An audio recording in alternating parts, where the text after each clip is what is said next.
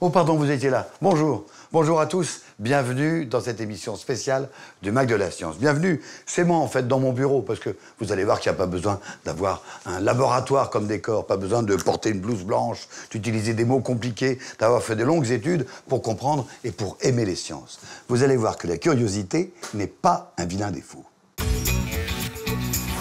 Aujourd'hui, plus de 70% des Français jouent aux jeux vidéo. Que ce soit sur une console, sur un ordinateur ou sur un smartphone, les joueurs et les joueuses y consacrent près de 2 heures par jour. L'âge moyen du gamer est de 31 ans. Se pourrait-il que le jeu vidéo ne soit pas qu'un simple passe-temps? Est-ce qu'il pourrait avoir une influence bénéfique sur notre cerveau? Pour en parler avec nous, nous recevrons Thierry Perrault, professeur à l'ISART. Nous verrons comment les jeux vidéo ne cessent d'évoluer dans le fond et dans la forme. Puis nous recevrons Benoît Bédiou, chercheur en psychologie cognitive, spécialiste du jeu vidéo. Il nous expliquera les effets positifs des jeux vidéo sur le cerveau des joueurs. Allez, tous à vos manettes pour cette émission spéciale du Mac de la Science. Aujourd'hui, petit cours d'évolution comparative paléontologique, enfin plutôt paléo-vidéoludique, on devrait dire, parce qu'on va explorer l'histoire des jeux vidéo. L'ancêtre, le premier vrai jeu électronique, il date de 1950. Ça s'appelait Bertie the Brain. Ça permettait d'affronter l'ordinateur au morpion. Ouais. Je vous rappelle qu'à l'époque, les ordinateurs, c'était pas des portables. Hein. Ça prenait plutôt toute la place dans la pièce. Dans les années 70, naissent 2 courants, 2 branches de l'évolution du jeu vidéo, si on peut dire. D'un côté fleurissent les jeux d'arcade, comme Computer Space ou Pong. Ça se jouait dans les galeries, sous les arcades, de le nom, les jeux d'arcade. De l'autre côté, commencent à émerger les jeux sur console. En 72 sort l'Odyssey, la première console de salon. Puis l'Atari 2006 en 77. Aujourd'hui, un peu comme l'homme de Cro-Magnon, les bornes d'arcade, ça a disparu au profit des consoles de salon. Et depuis les années 80, alors là, tout s'accélère. Space Invaders, Pac-Man, Donkey Kong, ça laisse la place à Super Mario, Sonic, Zelda. Les Famicom, les Commodore, les Amstrad, la bonne vieille Game Boy. Ça a connu leur heure de gloire, détrôné par les PlayStation, les Xbox et autres 3DS ou Switch. Les consoles et les ordinateurs deviennent chaque année plus puissants. Ils proposent des graphismes toujours plus beaux, toujours plus réalistes. Les jeux évoluent et les joueurs évoluent aussi. Hier, les jeux vidéo, c'était l'apanage des adolescents. Aujourd'hui, les adolescents, ils ont grandi et ils en ont fait leur métier. Les jeux vidéo se sont démocratisés, ils deviennent au passage une industrie qui rapporte plus que le cinéma. Parfois aussi, les techniques de jeux vidéo, ça peut même servir à des utilisations totalement inattendues. Par exemple, rechercher les meilleurs mouvements de danse. Rechercher les meilleurs mouvements de danse, c'est le premier reportage de cette émission spéciale du Mac de la Science.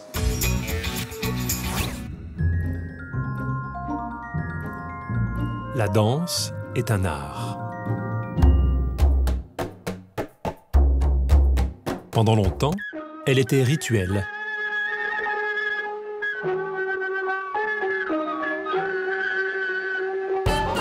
Puis le sacré est devenu profane.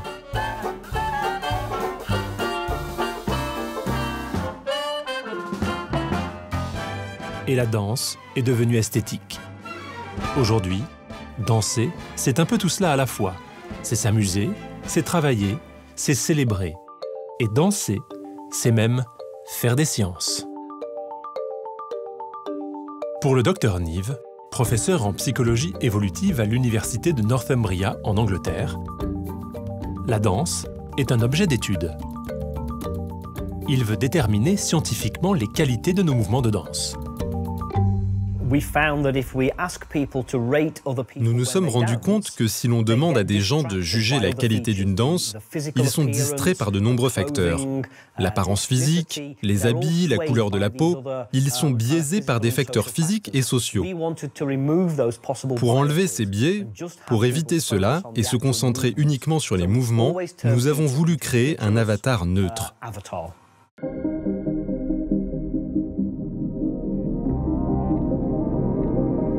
Pour cela, ils ont couvert le corps de leur cobaye avec des capteurs de motion capture. Ils utilisent la même technique que le cinéma ou les jeux vidéo pour créer des personnages réalistes en images de synthèse.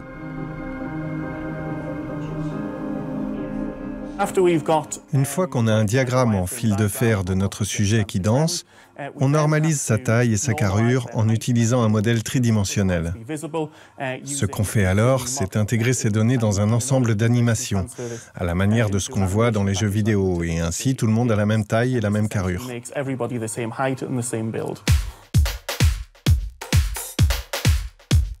L'avatar qui danse permet alors aux chercheurs de juger objectivement de la qualité des mouvements.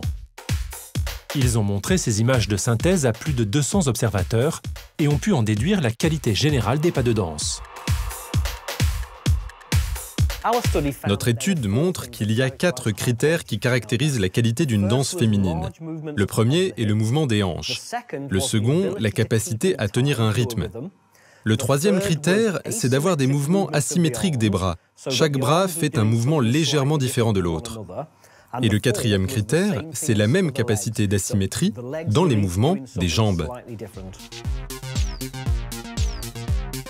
Pour l'instant, l'étude s'est limitée aux danseuses, et l'avatar, bien que neutre, est exclusivement féminin. Nous pensons que quand des hommes dansent, ils affichent leur force, pas uniquement envers les femmes, mais aussi envers les autres hommes. Ils montrent qui est le mâle dominant. Nous suspectons que les mouvements des danseuses signifient à peu près la même chose, mais dans le registre de la fertilité, de la santé, de la capacité de reproduction. Et ces signaux sont à l'intention des hommes comme des femmes. Il faut encore que l'on mène cette étude, mais on pense déjà qu'il y aura une forte corrélation entre l'état de santé, la capacité reproductive et la fertilité d'une femme et ses mouvements de danse. En plus d'être un art, un rituel sacré ou un simple divertissement, la danse humaine est donc aussi très certainement une parade amoureuse. Oui, comme le disaient des proches, la frustration verticale d'un désir horizontal.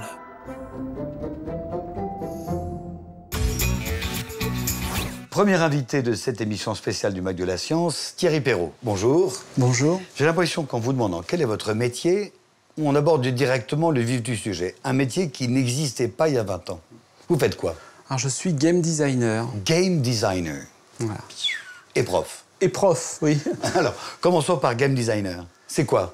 Game designer, ça consiste à créer le jeu du début jusqu'à la fin et de le suivre pendant sa période de production. Alors, ça consiste à quoi exactement? Eh bien, ça consiste à écrire sur du papier ou sur ordinateur, à voir le principe du jeu, les éléments, l'histoire, les personnages, l'univers, tout ce qu'il va y avoir dans le jeu. Après, on dessine? En dessinant, alors si on a des capacités graphiques, c'est encore mieux parce qu'on peut dessiner sur les papiers et partager aux autres. Parce que ça, c'est une deuxième partie qui est extrêmement importante. C'est partager tout ce qu'on a créé, le faire partager à toute une équipe. Il y a de l'informatique après? Oui, beaucoup. Ouf, beaucoup.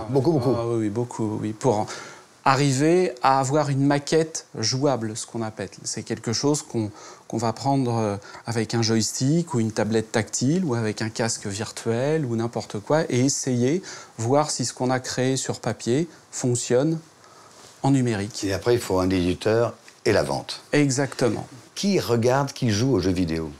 Aujourd'hui, c'est très vaste. Il y a de la personne qui va utiliser son mobile dans le métro, un trajet de métro, jusqu'à quelqu'un qui va s'asseoir dans son salon pour vivre une grande aventure et une belle histoire. Ou alors, il y a des gens aussi qui jouent pour la compétition, qui vont aller dans le côté scoring, le côté un peu sportif. Il n'y a pas que des étudiants attardés, boutonneux, qui se nourrissent de pizza. Pas du tout. Il y a de tous les âges. Maintenant, aujourd'hui, ça va de l'enfant ça peut aller jusqu'à 4-6 ans, jusqu'à 77 ans. C'est un peu comme Tintin, de 7 à 77 ans. On compare souvent les jeux vidéo au cinéma. Il y a une grosse économie, il y a des majors. Oui. Une grosse compagnie qui font des jeux qui coûtent cher à fabriquer. Oui, ça peut aller... pour un jeu mobile, on peut atteindre les 10 000 euros. Voilà. Et ça peut aller jusqu'à 200 millions d'euros pour un gros projet, ce qu'on appelle un AAA. Par exemple, le dernier blockbuster qui est sorti il n'y a pas longtemps, Wonder Woman, il coûte à peu près 149 millions de dollars. Un jeu comme Assassin's Creed ou Ghost Recon ou tout ça, ça peut monter bien plus haut. Bon, à côté de ces grosses entreprises multinationales, il y a aussi des indépendants. Oui, alors ça, c'est la grosse... Enfin, je sais pas une nouveauté, mais ça existe depuis pas mal de temps, mais maintenant, ça se développe énormément. Il y a beaucoup de jeux indépendants, justement, des jeunes qui sortent de nos écoles et qui vont créer leur propre studio pour arriver à créer des choses complètement nouvelles.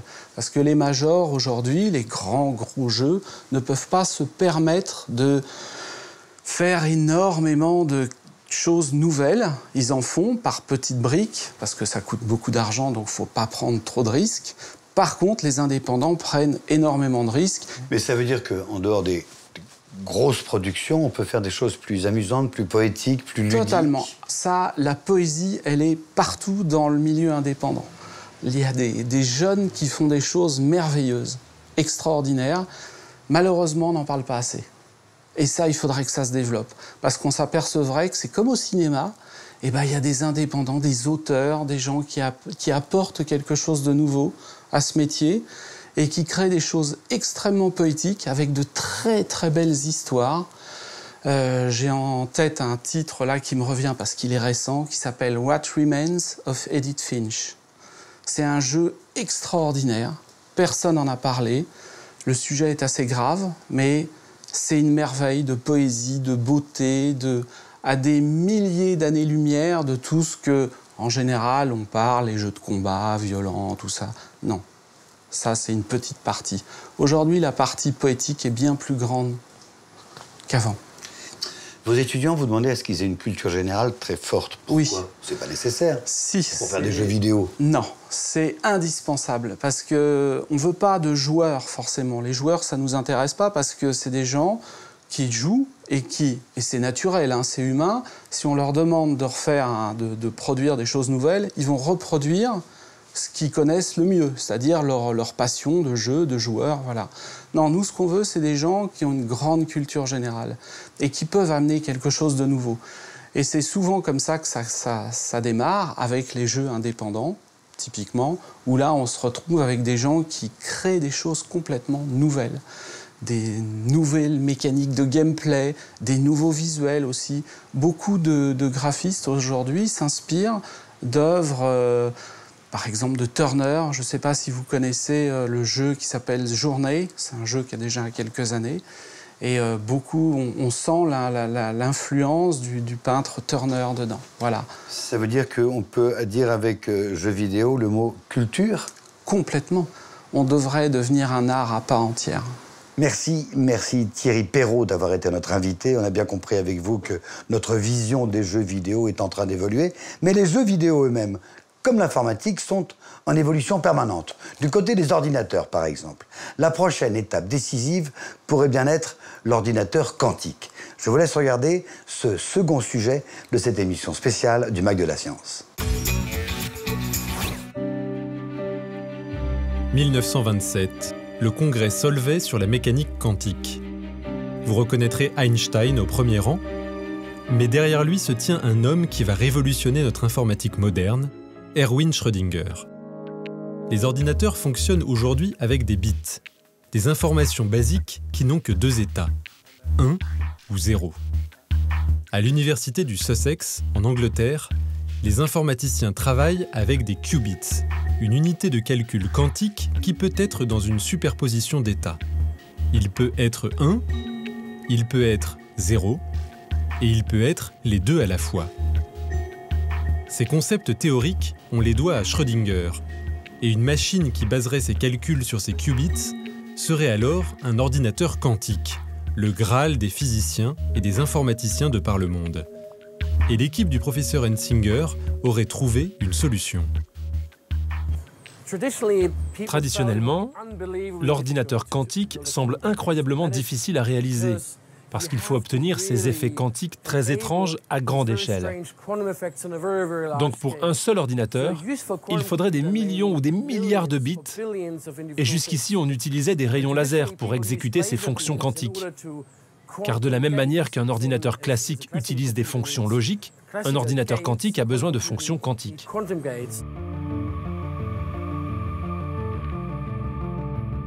Ces fonctions logiques sont la base de l'algorithmique et de l'informatique telle qu'on les connaît. Les nouvelles fonctions quantiques, ou portes quantiques, seraient donc l'épine dorsale du calculateur.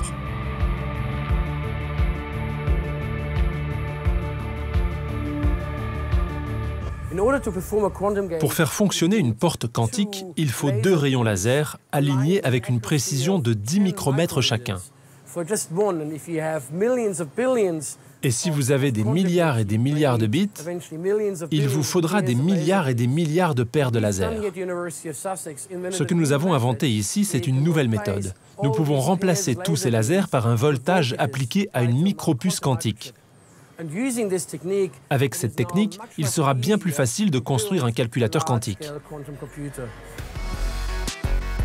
Cette nouvelle approche pourrait permettre une vitesse des connexions entre les modules quantiques 100 000 fois supérieure à ce qu'on a aujourd'hui dans les fibres optiques de premier ordre. Et des ordinateurs aussi performants changeraient la donne dans de nombreux domaines.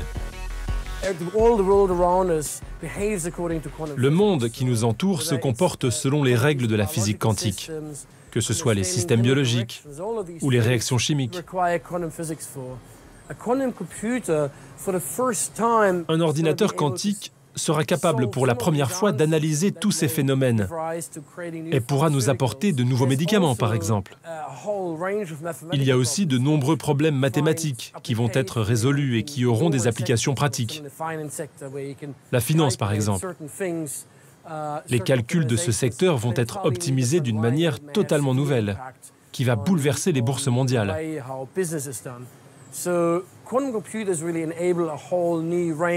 Donc les ordinateurs quantiques vont permettre énormément de nouvelles applications. C'est même difficile aujourd'hui de dire lesquelles seront les plus importantes. Mais ce sera une nouvelle révolution industrielle pour l'informatique, avec des opportunités que personne n'aurait pu imaginer. Des équipes du monde entier se sont lancées dans la course à l'ordinateur quantique. Et le prototype anglais ne verra le jour que dans quelques années. Il est, en quelque sorte, lui-même dans une superposition d'états. Il existe déjà, mais il n'existe pas encore.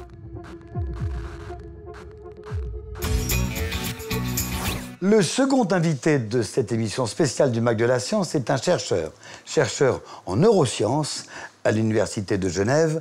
Benoît Bediou, bonjour. Bonjour. Vous vous intéressez au lien qu'il y a entre notre cerveau et les jeux vidéo, c'est cela? Tout à fait.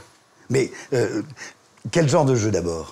On s'intéresse à un type de jeu en particulier qui sont les jeux d'action. C'est les jeux qui demandent de concentrer son attention sur un point très précis, c'est le viseur. D'accord. Ces jeux-là à la première perspective, tout en maintenant une attention périphérique sur tout ce qui se passe à l'écran, parce que des ennemis peuvent venir de n'importe quel moment. FIFA, le jeu de football, là, c'est... Pas vraiment. Pas vraiment. Pas vraiment. Tetris, c'est pas un jeu d'action.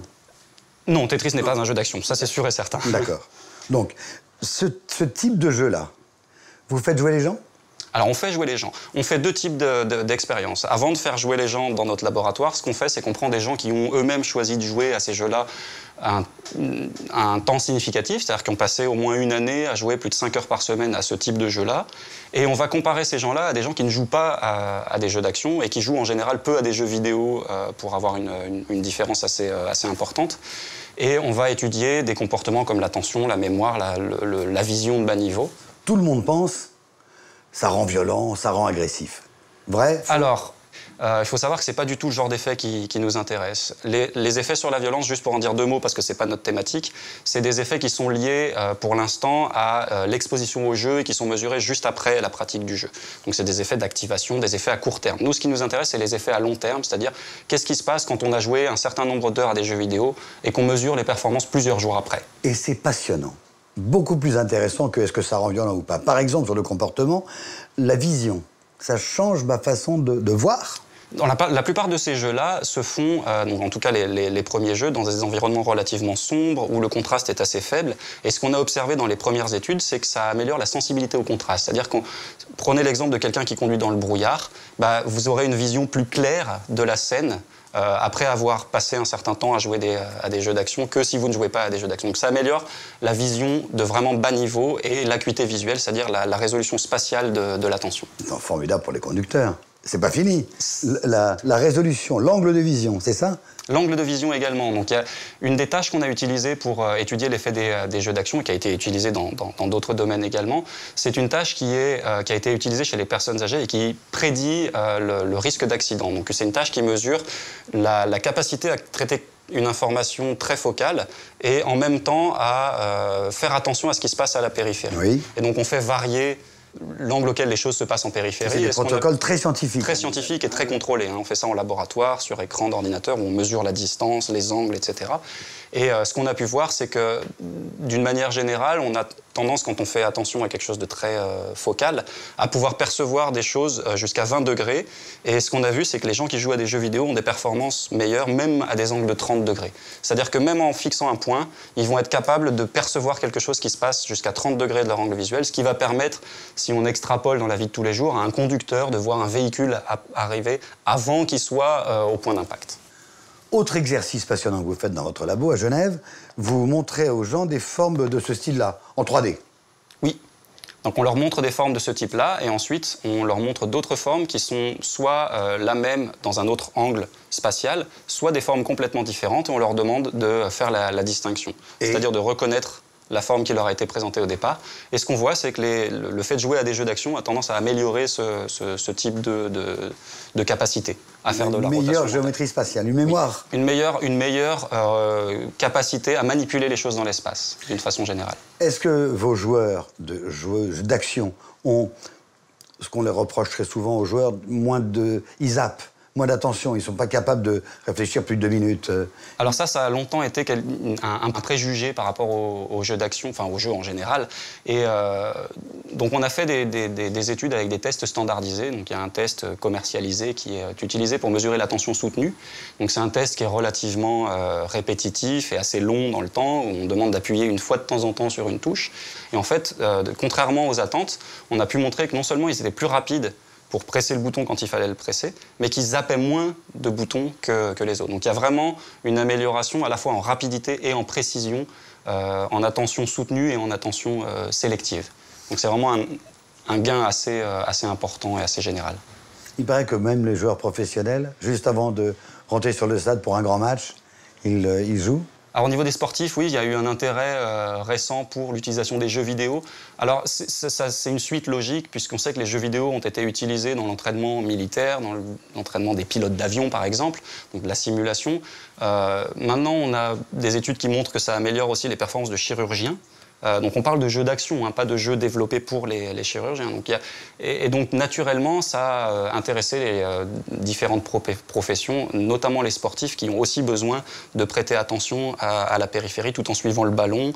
Les arbitres également, qui ont besoin de suivre le centre de l'action, mais de surveiller ce qui se passe en périphérie. Donc il y a de plus en plus d'utilisation des jeux vidéo pour des fins appliquées et pratiques. Les jeux vidéo me permettent de mieux voir, d'avoir une plus longue attention soutenue. Ça peut carrément guérir? Non.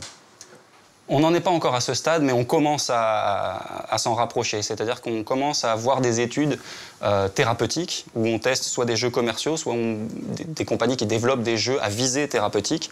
On n'a pas encore d'évidence scientifique, mais les données commencent à émerger dans le bon sens. Le bon exemple, c'est les enfants, les gens qui ont un œil paresseux. Oui. Donc il y a une affection qui est relativement fréquente dans certains pays défavorisés, qui est l'œil paresseux, l'amblyopie, qui est le terme médical. C'est lié à une privation sensorielle, à une période critique du développement. Et en fait, pendant longtemps, on a cru que ces déficits étaient irréversibles. Et on s'est rendu compte en fait que l'utilisation des jeux d'action pouvait améliorer la vision de l'œil paresseux. Donc il y a des études en cours pour essayer de valider cette stratégie-là comme stratégie thérapeutique et aussi pour développer des jeux qui soient vraiment faits pour améliorer la vision de ces patients-là, c'est-à-dire où on va avoir des jeux où on va stimuler séparément les deux yeux et atténuer la scène dans un œil pour le forcer à travailler un petit peu plus. Mais ce qui ressort de vos recherches, Benoît de Dieu, et de tout votre labo à Genève, c'est que c'est bien de jouer. La théorie sur laquelle on travaille actuellement, c'est que les jeux d'action entraînent à apprendre. C'est-à-dire que vous êtes bon à apprendre de nouvelles choses. Ça va favoriser votre capacité à sélectionner l'information pertinente, à ignorer tout ce qui est distracteur, et ça va vous permettre d'apprendre plus vite de nouvelles choses. On sait que jouer à des jeux peut changer la structure du cerveau. Pour le cas des jeux d'action, nous, ce qu'on a observé, c'est que jouer à des jeux d'action, ça augmente la plasticité du contrôle attentionnel. C'est-à-dire qu'on va être capable d'automatiser le contrôle attentionnel et de diminuer les ressources nécessaires pour faire une tâche donnée. Donc on va avoir une augmentation de l'efficacité du cerveau à allouer les ressources là où elles doivent être allouées. C'est formidable. C'est bien, mais on est sur les principes de l'apprentissage, qui est qu'il faut des périodes de repos entre les périodes d'apprentissage pour consolider cet apprentissage. Si vous jouez pendant 20 heures en une journée ou en 2 jours, vous aurez beaucoup moins d'effets, peut-être même pas d'effets du tout, comparativement à une situation où vous allez jouer 20 heures sur plusieurs jours et plusieurs semaines. Merci Benoît Benoud d'avoir été notre invité. On a bien compris qu'il fallait jouer. C'était plutôt bon pour la santé, jouer un peu. On a hâte également de savoir comment seront les jeux vidéo de demain. Voilà, c'est déjà la fin de cette émission, mais comme il reste encore plein de choses à découvrir, on va se retrouver très vite pour une nouvelle émission spéciale du Mac de la Science. Et en attendant, on ne le redira jamais assez. N'oubliez jamais que la curiosité n'est décidément pas un vilain défaut. À bientôt.